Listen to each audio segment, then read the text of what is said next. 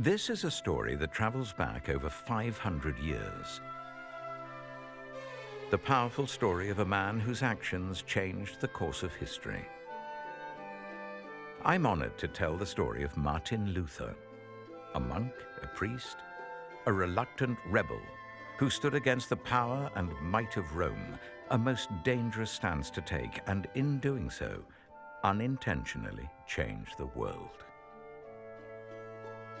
Let me share the extraordinary life of Martin Luther, how he triggered the Reformation, unified the German language, and set in motion a transforming movement that had implications not only in Germany in the 16th century, but justified King Henry VIII's decision to reject the authority of Rome and the Pope and establish the Church of England.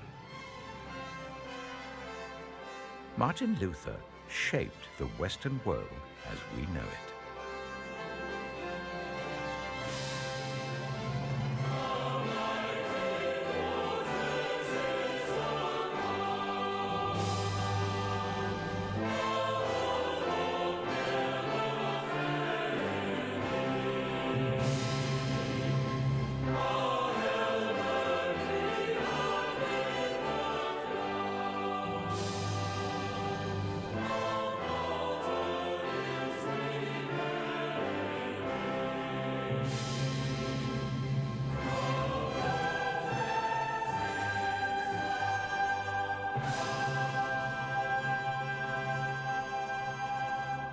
I'm David Suchet, and this is Luther versus Rome.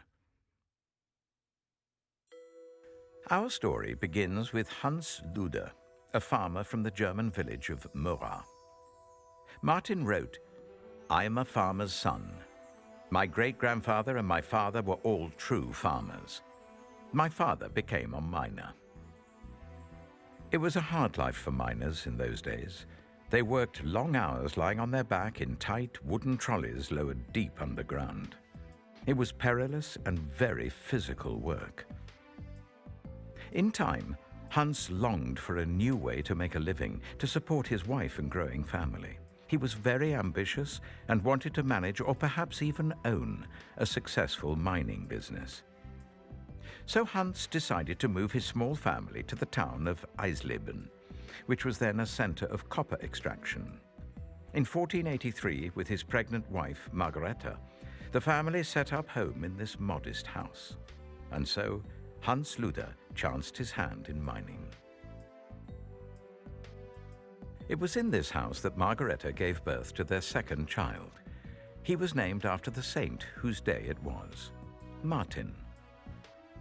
As was traditional in the 15th century, the baby was taken to the nearest church to be baptized the day after he was born. Their local church was St. Peter's and St. Paul. The family could see it from the top window of their home. No rest for Margareta after the birth, straight to church for a baptism and family celebration. Unfortunately, Eisleben did not prove to be a rewarding enterprise for Hans. Soon afterwards, he relocated his family to the nearby town of Mansfeld. Mansfeld had a grand castle which dated back to the late 11th century. In Hans Luther's day, this was the powerful seat of the Counts of Mansfeld. Being ambitious and determined, Hans borrowed money and invested in a smelting works. The family was not wealthy by any means, but lived a modest middle-class existence. The Luthers resided in this home, which today serves as an interactive museum in Martin's honor. Directly across the road from the original Luther family house is a fine modern museum depicting life as it was for the family at that time. Margareta went on to have another 8 or 9 children, with 3 or 4 dying young. Sadly, with infant mortality being so common in the day, we don't know the exact number of siblings Martin had. Extremely bright and studious, his father Hans recognized this and determined that whatever the sacrifice was required, his son should receive an excellent education. At the age of 13, he was sent to the town of Eisenach, to a school that taught Latin. This is the house where Martin lived in Eisenach. It is now known affectionately as the Luther House. Dr. Jochen Birkenmeier, the current curator of this museum, tells us a little of the Luther House and Martin's early years in Eisenach. Well, the Luther House is one of the oldest half-timbered houses in Thuringia, and was completely refurbished 2 years ago, and it's a completely new permanent exhibition, and we are very proud of this very fine and modern museum. His mother had relations in Eisenach, and she had hoped that they would take Martin in. Sadly, they did not. The Cotter family, a famous wealthy family here in Eisenach, decided that he can stay as a guest in their house, and today's Luther House is the Cotter house, the house of the Cotter family. Martin attended the Latin school where he became word perfect in Latin and German grammar. Today, this popular school is called the Martin Luther High School. This education proved to be crucial in the years to come when Martin dramatically returned to Eisenach. He lived here as a schoolboy for 3 years and then went to Erfurt to become a student. The young Martin also studied the church's liturgy and developed a love of music and singing, something that would reach its full potential much later in life. A bold statue of St. George is the centerpiece of the market square overlooking the town's main church. In time, Martin became a choir boy in this church, the St. George's Parish Church, where almost 200 years later, Johann Sebastian Bach was baptized at this font. A large statue of Bach welcomes worshippers and visitors to the church. Johann Sebastian Bach was born in Eisenach in 1685. The town has created an inspirational museum on the life and music of Bach for visitors from all around the world to enjoy, not far away from the house where Martin lived as a child. Today, this magnificent church boasts two of Germany's favorite sons, Martin Luther, former choir boy, and Johann Sebastian Bach, world-renowned organist and composer. The young Martin earned his keep at first by singing in the Kurrende. This group of church choir boys walked from house to house and door to door, singing and requesting Panem propter Deum, bread for the sake of God. Though some 200 years apart, the Eisenach connection of these revered men is quite astonishing. Martin's years of education in Eisenach were foundational for the man and patriarch he would become. He spoke with much love and fondness for Eisenach throughout his life. He called it my dear town. Later, our story will return to Eisenach and its famous Wartburg Castle. But life for this young man was about to take a fresh, new turn. Hans remained determined for his son to prosper and profit the family's fortunes. Martin pursued his father's dream and so began to prepare for life as a lawyer. For that, another move was required, this time to the university city of Erfurt.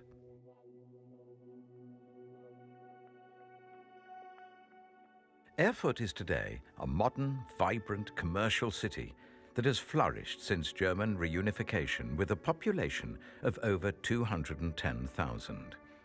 Meticulously restored houses and churches still bear witness to the wealth of this once powerful trading and university city. Its centerpiece is a stone walking bridge called the Merchants' Bridge, or Krämerbrücke. Built next to a ford, the Merchants' Bridge was once part of the Via Regia, a network of roads used by medieval traders and pilgrims. Today, antique shops, bookstalls, and quaint bistros provide distractions for travelers and the locals. There is also a very popular ice cream shop. Tucked onto one end of the bridge, on the edge of an enticing square, is a Methodist church. A branch of the river Gera weaves its way through the town alongside winding lanes, unexpected squares, and impressive monuments. One such square, Unger, has a stately statue of Martin Luther next to the famous merchant church. Martin preached here in 1522, and later the parents of Johann Sebastian Bach married here in 1668. Martin moved to Erfurt at the age of 17 to enter the university, which then already had an impressive 150-year-old reputation. Erfurt was a large city, the size of which Martin had never experienced, just under 20,000 at the time, one of the largest in Germany. In Martin's days, Erfurt boasted 36 different churches and was home to at least 11 houses of religious order, often referred to throughout Germany as Little Rome. The Catholic Cathedral of St. Mary is a towering structure and must have made a huge impact on the young man exploring this city. Little did he know then what would one day unfold inside that cathedral. Martin commenced his university studies in Erfurt in 1501 in the Faculty of Arts. The old university stands today alongside the impressive university church. Martin was not an outstanding student in his early university years, but in his final year, he was one of only 17 to finish the degree, out of an initial 300 students. He graduated in 1505 with a Master's of Arts, second in his year, and returned later in 1505 to commence his legal studies. He had begun to suffer bouts of depression and anxiety, known at the time as despair, something with which he would battle for his entire life. Martin was restless, uncertain about his direction in life. Yet within months, this path was turned around by an event which changed his life forever. Returning from a visit to his family, Martin was walking towards Erfurt when he was caught in a fierce summer storm in an open field. A bolt of lightning hit the ground near his feet, and Martin feared for his life. So fierce was this lightning bolt, it threw him to the ground. He cried out in fear to St. Anne, the patron saint of his father's mining industry. "Help me, St. Anne! I will become a monk!" These events took place close to the small town of Stuttenheim, where today a memorial stone marks the place where these events unfolded, surrounded by open fields. Emotionally and physically drained, Martin walked the remaining miles to Erfurt, where he told his friends of the experience and his promised vow to become a monk.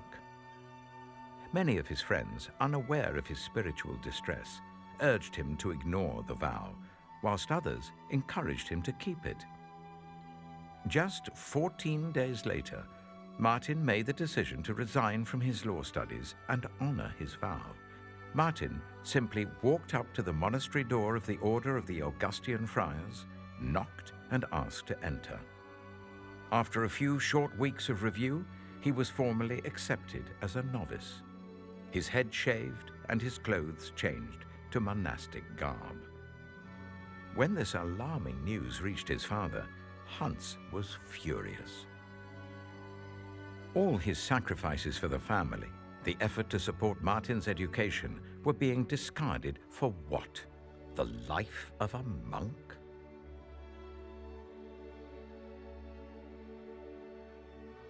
From 1505 to 1507, Martin lived here in the Augustinian Friars Monastery, learning the ways of a monk. It was a very hard life, fasting for days, long hours of silence, prayer, confession, and the intense study of church liturgy and the scriptures. There was little, if no heating, and the monks' cells were small, dark, and lonely. The cold, snowy winter months were particularly difficult. He looked inwardly, and his search for communion with God was a daily discipline of mind, body, and spirit. Martin said of these days, "How can I find a merciful God?" After 2 years, Martin was ordained in the magnificent Erfurt Cathedral of St. Mary in 1507. What a stunning cathedral! Surely his mind wandered back to the days of his arrival in Erfurt as an eager student, visiting this building for the first time. he would have had no inkling that just a few years on, at the age of 24, he would stand here and be ordained as a priest. On the second day of May 1507, Martin was given the important task of celebrating his first Mass. It was an eventful day on many fronts. Martin, overwhelmed with the responsibility of communion, he stumbled badly midway through. Perhaps it was heightened by the fact his father Hans had travelled from Mansfeld to attend with his family and friends.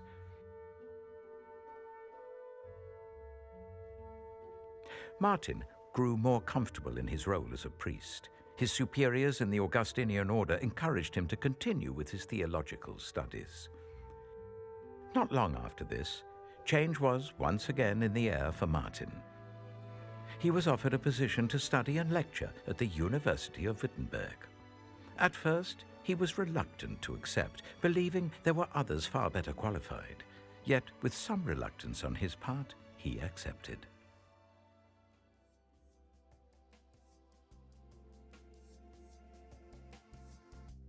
In 1508, Luther arrived in Wittenberg, some 130 miles north of Erfurt. Unlike Erfurt, Wittenberg was a very small town, with just 3,000 inhabitants occupying around 400 houses, mostly mud-built. Wittenberg offered only 2 churches and a few chapels. There was no grand cathedral here, like in Erfurt. The town's university was newly established and so lacked the prestige that Erfurt had offered. This challenge Martin undertook with his usual enthusiasm and commitment. He would teach and at the same time study for his doctorate. Despite its shortcomings, Wittenberg had some unique features that would enable it to play a key role in his life and in history. The town was one of the most powerful of the German states, the capital of electoral Saxony. Frederick the Wise, the elector of the region, was a man of great standing and influence. Frederick had developed the town, restored the castle, and would later extend his building program to include the castle church.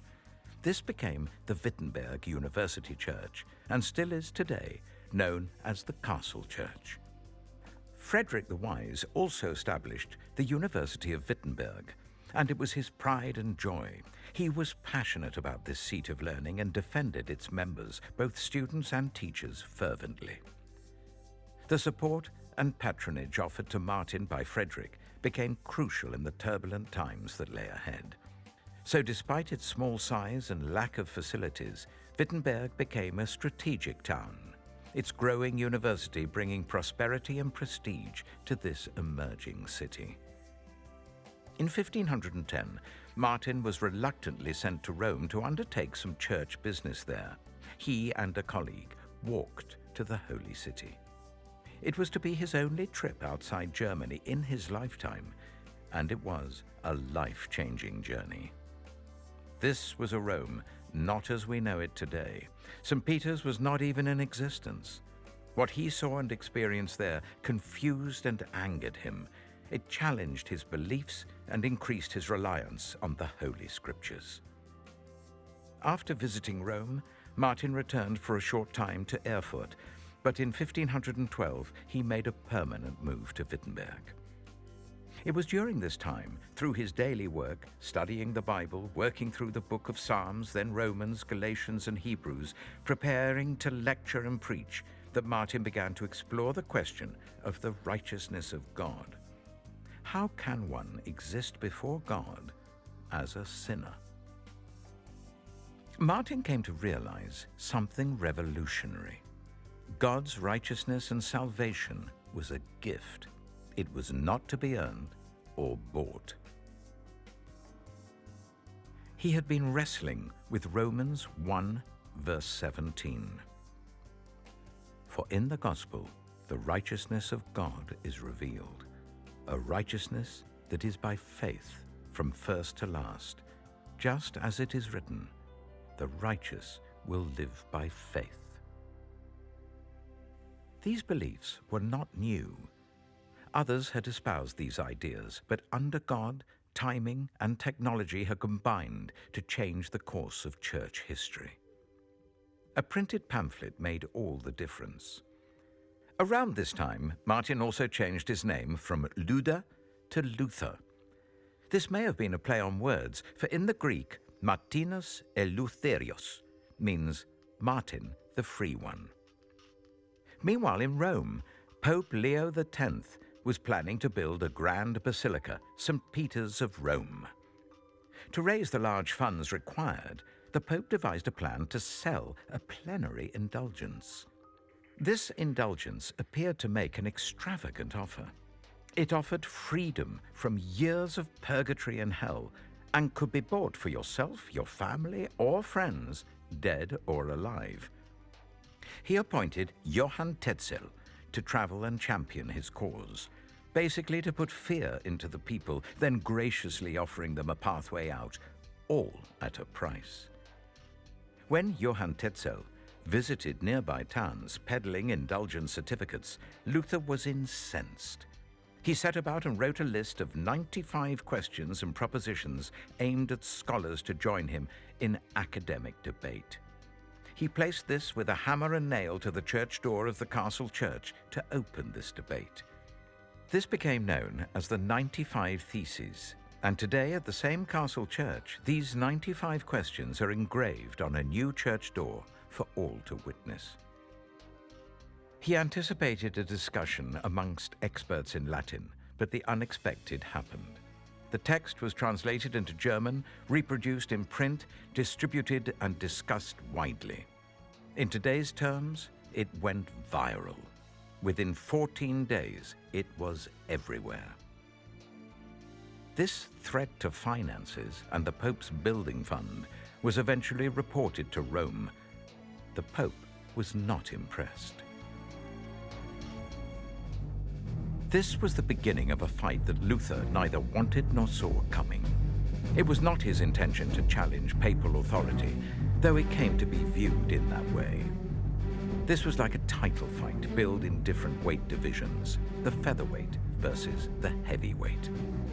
A small-town German monk versus the might and power of Rome. Luther versus Rome became the main event that would see both boxers slug it out for several years. An early round was the Diet in Augsburg. In Martin's opposing corner was Cardinal Thomas Cajetan. The cardinal's clear intent was that Martin had to simply apologize and recant, then this would all be over. Luther was never going to recant, even though his fellow priests knew this was the best for Martin, as failure could lead to imprisonment or even death. Luther stuck to his convictions and challenged them to show him in Scripture where he was wrong.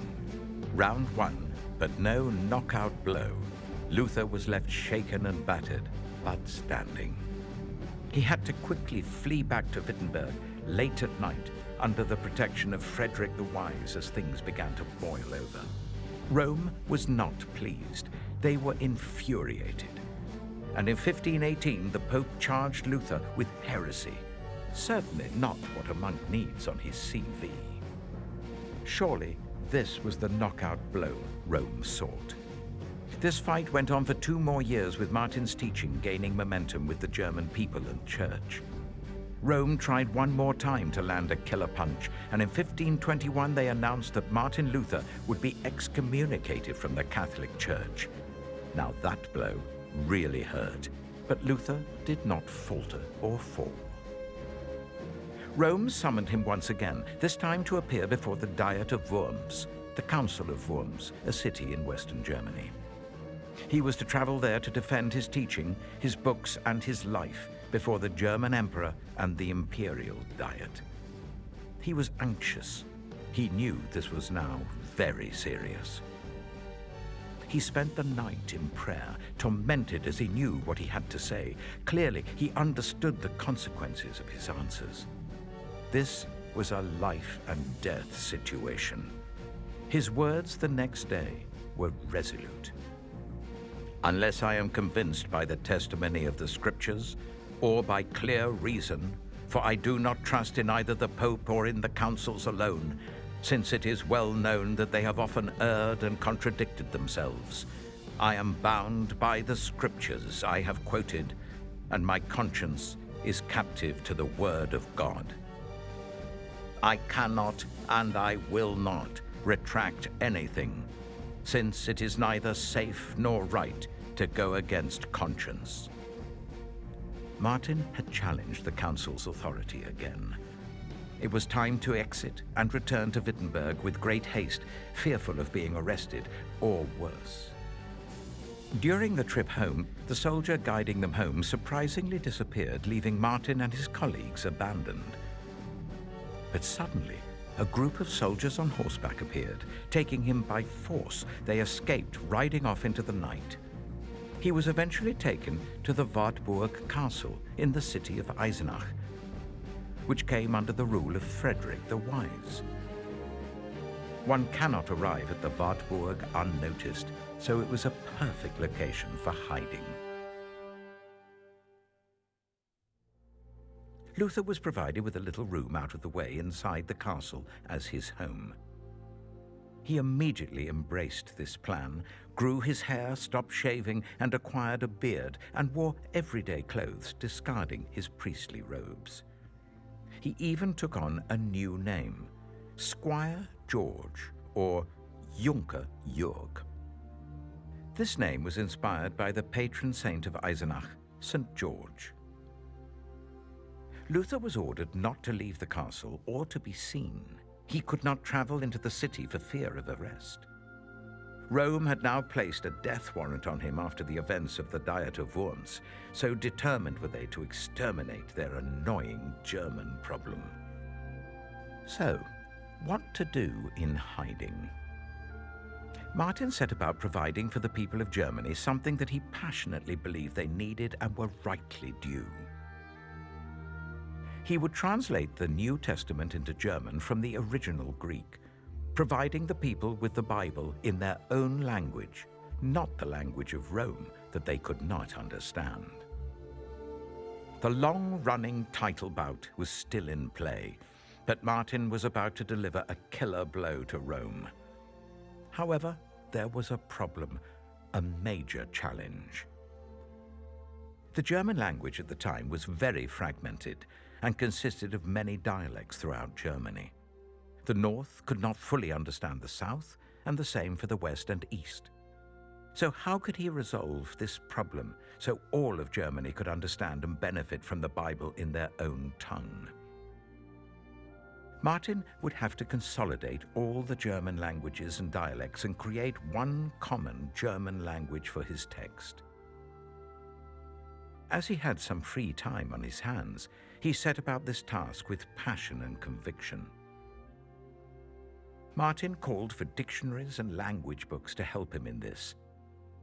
In a remarkable and outstanding feat, Martin translated the New Testament from the original Greek into a consolidated German language in 11 short weeks. He undertook all this at a time of abandonment, loneliness, and isolation. Luther spent most of his time in Wartburg in this tiny room, hard at work translating the New Testament. The whalebone, his original footstool, is still on display today. Yet, as he was hard at work in the castle, there were some disturbing events unfolding in the outside world.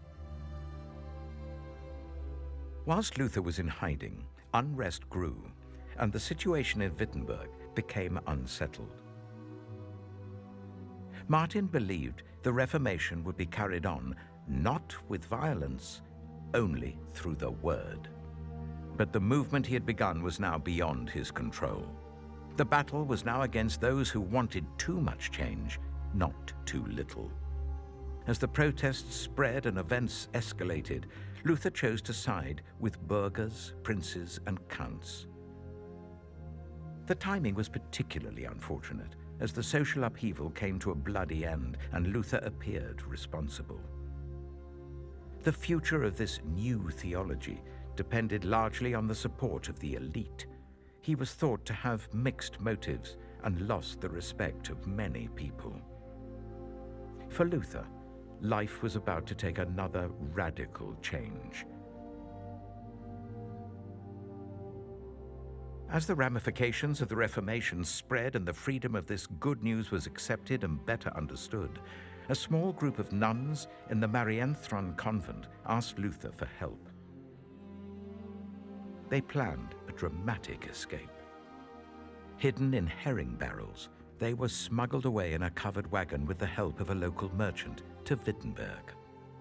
3 of these nuns were able to return to their families, but the 9 remaining penniless nuns needed suitable husbands. Luther found himself in the role of matchmaker. After several unsuccessful attempts to find a husband for the only remaining nun, Catherine von Bora, she audaciously suggested that he would be a suitable candidate. The marriage of a former monk and a runaway nun. The rumors, the scandal. Right in the middle of the uprising, when all was amiss, when his reputation was in question, it was an odd time to marry. He didn't appear to care what others thought.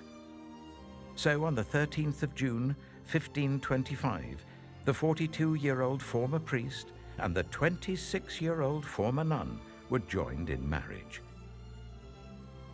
Their family home is today an outstanding museum in Wittenberg. Kate was responsible for their domestic life. She worked hard, transforming the large former 40-room monastery into a family home. Official guests came from far afield. Princes, delegates, and eventually even emissaries from England asking advice in the matter of King Henry VIII's plan to divorce his wife. They would go on to have 6 children together. 3 boys, Johannes, Martin, and Paul, and 3 daughters, Elizabeth, Margaret, and Magdalena. Sadly, Elizabeth died young, as did Magdalena after a prolonged illness. She died in her father's arms, aged 13. Luther's letters testify that the death of Magdalena devastated him. The town and parish church of St. Mary's, 5 minutes' walk from their home in Wittenberg, is where Luther preached many times. The first Lutheran pastor, Johannes Bugenhagen, was ordained here. Significantly too, St. Mary's was the first Protestant church where services were held in German, combined with congregational singing. Communion with bread and wine were also first taken here. Thus, St. Mary's is a fundamental Lutheran church. The town church is therefore known today as the Mother Church of the Reformation. In the adjoining market square are statues of Luther and Philip Melanchthon, his great friend and fellow reformer. They stand in the shadow of St. Mary's, this historic Lutheran church.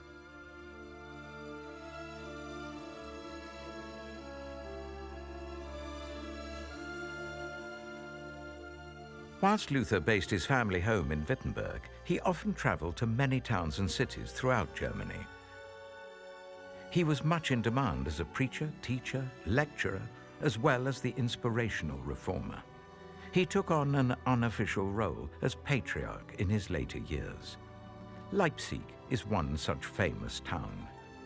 Often walking, he repeatedly traveled the 60 miles to Leipzig from Wittenberg. It is believed he visited the city some 17 times. In 1519, the Leipzig master printer Wolfgang Stockel published Luther's speeches from the Leipzig Disputation, with a woodcut depicting the reformer on the front page. This first picture of him also includes a rose. From that point on, the rose was known as Luther's emblem, and from 1530 he used it with a heart and a cross at its center as his official seal. Martin Luther was also a regular visitor to Weimar, a city not far from Erfurt. Weimar was one of the earliest cities to embrace the Reformation and is beautiful. The gorgeous St. Peter and Paul Church is just one of Weimar's many UNESCO heritage sites and home to the legendary Cranach triptych altar, which was begun by Lucas Cranach the Elder in 1552 and finished by Lucas Cranach the Younger after his father's death. A breathtaking work of art that is one of the world's most stunning relics of Reformation history. This church also holds the Luther Shrine. a triptych dating from 1572, portraying Martin Luther as a monk, as Junker Jörg, and as a teacher. Luther often preached in this church, and in later years, Johann Sebastian Bach played the organ here when he lived in Weimar. Dr. Judith Mackart is Deputy of Culture and Sports in the City Council of Halle and tells us of the importance of Halle in Luther's time. Luther is really important for the history of Halle. In fact, he had a lot of supporters here, but the Reformation didn't really establish itself until 1541. And one of his main supporters was Felicitas von Salmenitz. Felicitas von Salmenitz was one of the members of the nobility, but she wasn't able to read. And her son was fascinated by Luther, and he studied with Luther in Wittenberg, and he taught his own mother to read the Bible. Luther gave Felicitas a Bible, and that was so important to her. She read it intensely now that she was able to read, marked all the important passages and did drawings because she wanted to find these important passages again.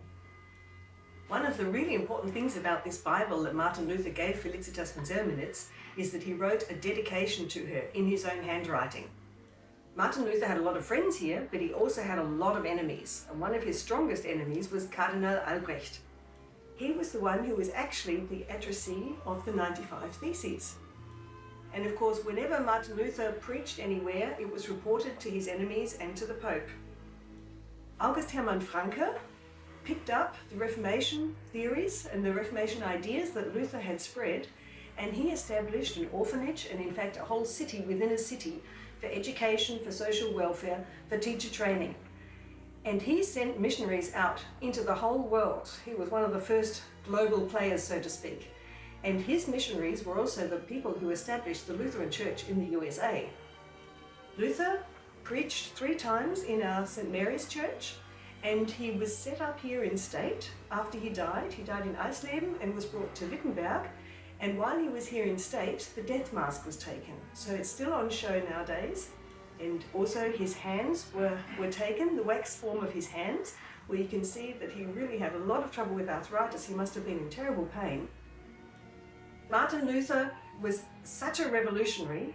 He brought independence, he brought freedom, he brought a whole new role for women in society. He really means a lot to many of us here.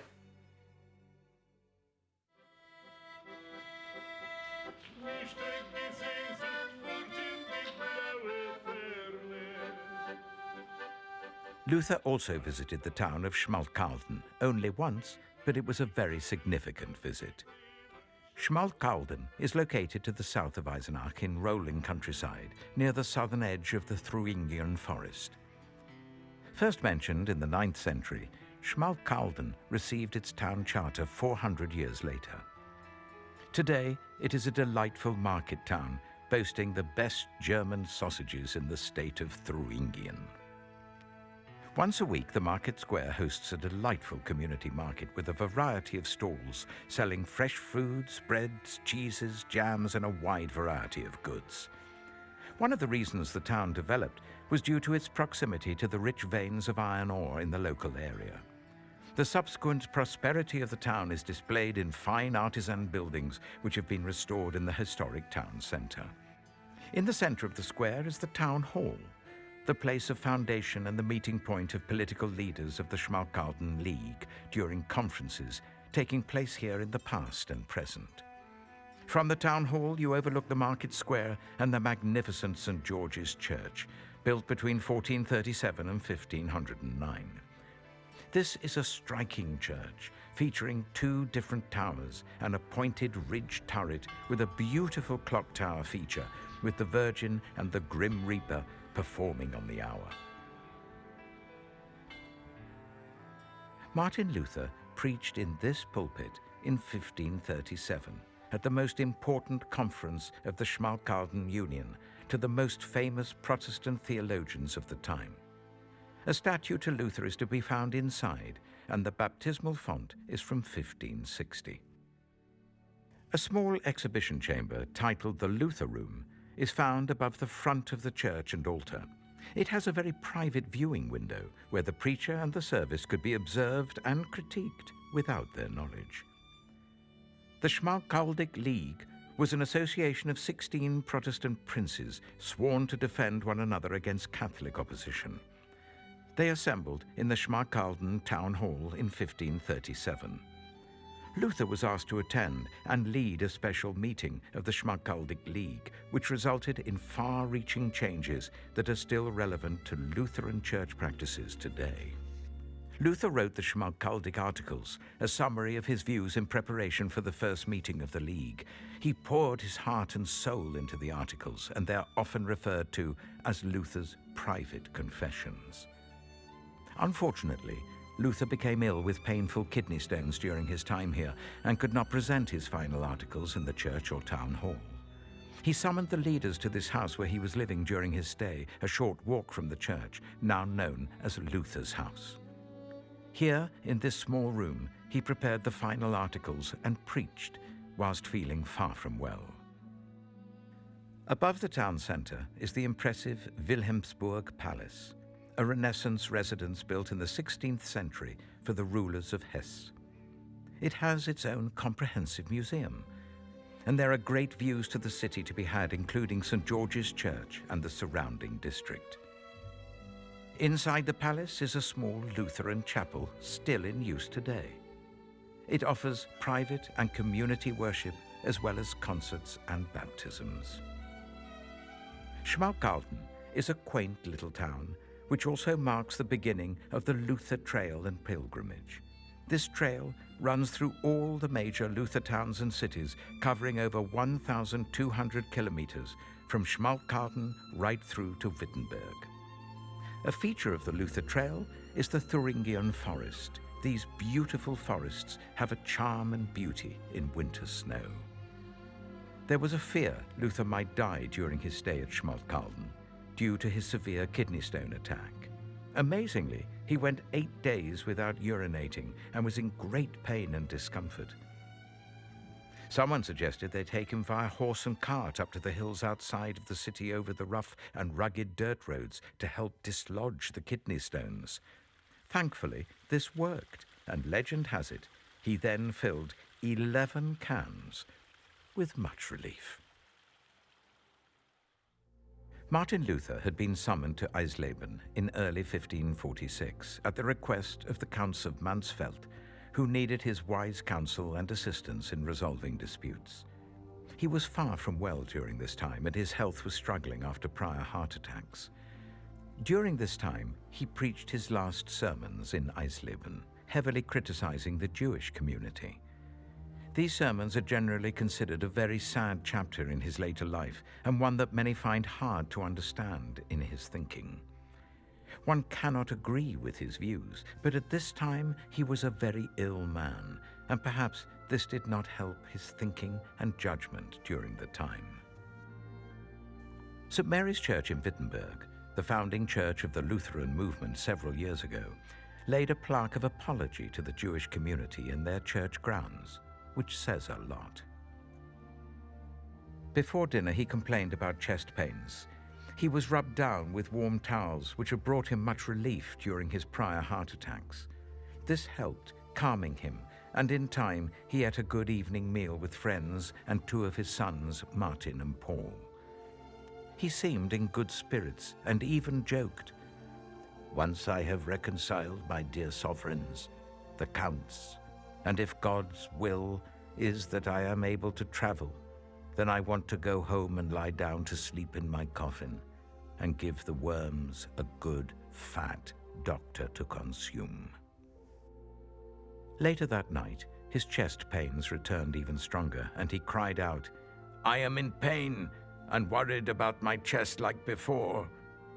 Martin knew his time was before him and prayed, "My Heavenly Father, eternal, merciful God, you have revealed to me your beloved Son, our Lord Jesus Christ, whom I have taught, in whom I have professed my faith, whom I love, and whom I glorify as my beloved Savior and Redeemer, whom the ungodly persecute, revile, and blaspheme.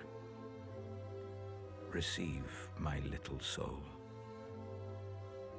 Here was Martin Luther on his deathbed, expressing his confidence in God's love and grace.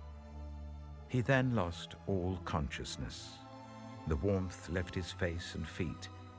At 2:45 a.m., February the 18th, 1546, Martin Luther, the great reformer, inhaled gently his last breath and sighed with his hands folded together. Before his final journey took place, his coffin was laid in state at the altar of the Church of St. Andrews in Eisleben for a day. Crowds flocked from the town of his birth to pay their respects, some bringing ladders to climb up to look through the windows, so overflowing with mourners was the church. The coffin then started the slow journey back to Wittenberg. It was quite some procession. His coffin was drawn by horse and cart and was accompanied by numerous mourners, including a count from Mansfeld with some 45 horses in the procession. Church bells rang out of virtually every village along the way, with the people coming out to line the route and offer their heartfelt sympathy. The route went through Halle, Bitterfeld, and Kemberg. Like in Eisleben, the Halle Market Church was overrun all night with mourners who sobbed, sung psalms, and prayed throughout the night. Finally, the procession arrived at the gates of Wittenberg, where it was joined by members of his family, representatives of the Elector of Saxony, the university rector, professors and students, and a town of mourners. Today, he is buried in the Castle Church, the University Church of Wittenberg, where thousands of visitors from all over the world visit, quietly reflecting on the life of Martin Luther. Student, professor, monk, priest, translator, husband, father, author, musician, and patriarch all describe this remarkable man. Martin Luther was by no means a saint, but the great reformer lived a life full of passionate conviction. From the life-changing lightning strike as a young student to his deathbed, he put his faith deeply in his God. He was earnest in his convictions, even at the expense of his life. Today, the Lutheran Church bears his name and is spread all over the globe, with extraordinary recent growth throughout Africa. Without Luther and the Reformation, where would the world be today? It was such a critical turning point in church history, and indeed in history itself. The Reformation changed the religious and political landscape of Europe. Literature, art, music, scientific investigation, education, the Protestant work ethic, capitalism, women's suffrage, the abolition of slavery, all have roots in the Reformation. For the world, the Reformation ushered in an intimacy with God based on grace, not works. Church music also flourished, flowing from composers such as Bach, Handel, and Mozart. Though for more selfish gains, King Henry VIII had looked to Luther and the German Reformation for England's eventual break with Rome. Henry also stood up to Rome, yet he was a king acting on behalf of a nation, not an insignificant monk from a small emerging university town in Germany. Henry's fight with Rome led to the establishment of the Church of England and later the English Reformation, which is a whole other story. The ramifications of this shift in world history are traced back to the German Reformation. Luther's legacy is immense, not easily summarized. His place in history, momentous. His love of music and verse, profound, as can be heard in his great hymn, Eine feste Burg ist unser Gott. A mighty fortress is our God. The English translation reads, A mighty fortress is our God, a bulwark never failing, our helper he amid the flood of mortal ills prevailing. For still our ancient foe doth seek to work us woe. These words and music, written by Luther somewhere between 1527 and 1529, might have been inspired by his time in the Wartburg, hidden away as a refugee in Eisenach. The words are a paraphrase of Psalm 46. What a gift the Elector of Saxony gave the world when he kidnapped Luther, hiding him in this tiny room over 500 years ago. For Germany, he provided them a Bible in their own language. He reformed their faith. He gave them their own unified language and their church. He installed hope and independence as a nation. So, what better way to conclude our story on the life of Martin Luther than to listen to Luther's great hymn set to images of Eisenach and Wartburg Castle. Martin Luther, we thank you.